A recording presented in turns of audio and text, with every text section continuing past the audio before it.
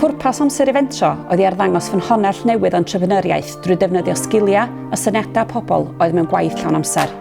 Yr oedd hefyd yn dangos gwerth rhyddhau unigolion o rywfaint o'i gwaith mwyn datblygu syniadau busnes.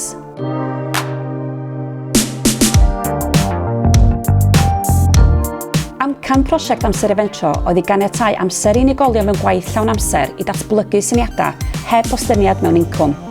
Yr oedd hefyd yn ceisio dynwared y cysyniad amser 20% a defnyddir gan rai cwmnïau mawr yn y sector preifat fel Google a 3M.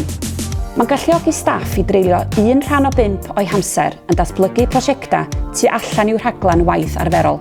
Ond fel y gwelwch chi, wnaethon ni hefyd rhoi'r cyfle i Lois, merch 15 oed yn byw ar fferm gyda'i theulu'n Trawsfynydd, oedd hefyd gyda syniad busnes ac ddim yn gwybod sut i datblygu y syniad busnes hwnnw.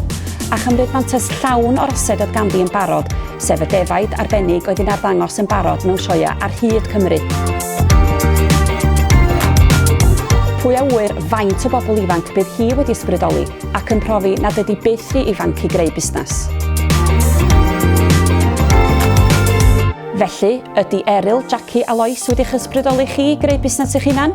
Oes ganddi chi syniad busnes, ond ddim yn siŵr pa gymorth sydd allan yna ac sut i fynd amdani?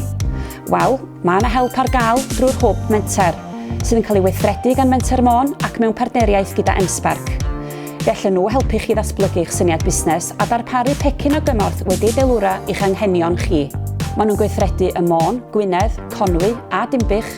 Cysylltwch felly gyda Sian neu Sara i fydd y manylion ar ddiwedd y ffilm yma. Felly, beth sy'n stopio chi?